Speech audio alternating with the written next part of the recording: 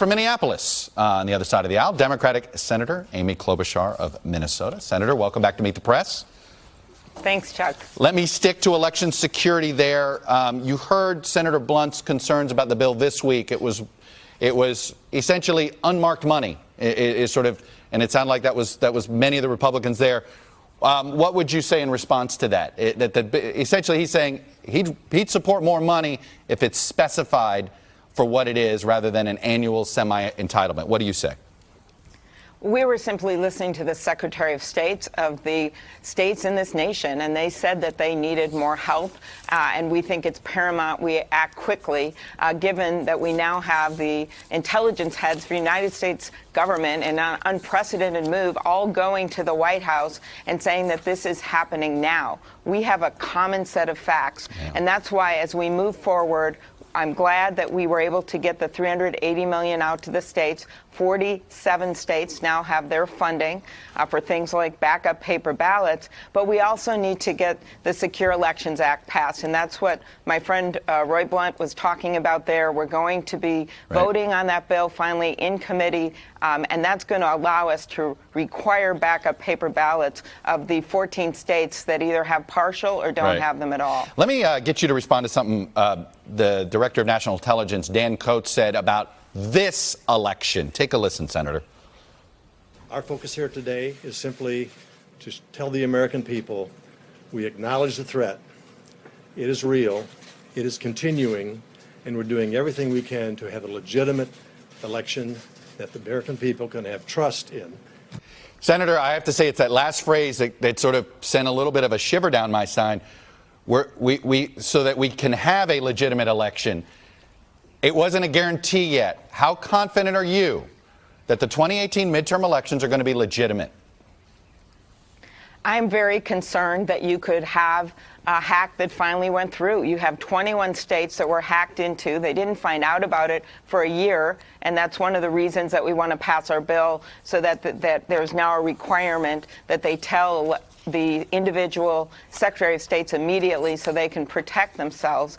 And I think you also have the fact that you've got the president undermining this on national TV. Still, after his security people, General Nakasone, that they go in front of the world and they say this is happening, he says that night at a rally in Pennsylvania that it's a hoax. So that concerns me, but at the same time, there are some very good people working on it. I'd love to see this broadened out so we start to discuss also the threats to our power grid system, the threats to our financial system, because the Russians aren't just stopping at the election equipment. Is the president's comments undermining national security when he does that? I think they do, because you've got these people that are our security people, our intelligence people. When he stood next to Vladimir Putin in front of the world and really sided with him over the intelligence people, it sent that same message to the world. So I wish he would listen to these people, but what we have right now is a common set of facts between at least Democrats and Republicans in the Senate, and a common purpose to protect our democracy. All right, I want to get a couple political questions in here. I'm curious of your response to something Cynthia Nixon said this weekend at the Netroots conference, a gathering of progressives, a lot of 2020 chatter there, and we can get into that.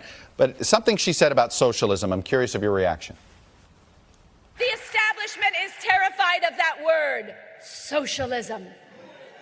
But if we learned one thing from the Obama years, it's that Republicans are going to call us socialists no matter what we do. So we might as well give them the real thing.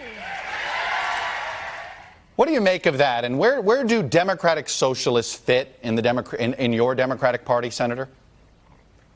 I make of it that she's in a primary in New York State and running for office. But what I've seen in our party is that, yes, there are divides along certain issues, but what unites us is so much stronger, Chuck. We have a president in the White House where we need a check and balance. We have an administration that is actually down in Texas undermining this protection so that people don't get thrown off their insurance if they have a pre-existing condition. That unites us. What unites us is doing something about pharmaceutical prices so that instead of what the president did, giving a speech and seeing their stock go up, that we actually bring those prices down. Yep. And I sit in those leadership meetings with everyone from Joe Manchin to Bernie Sanders, and I see a lot more unity than I do divide.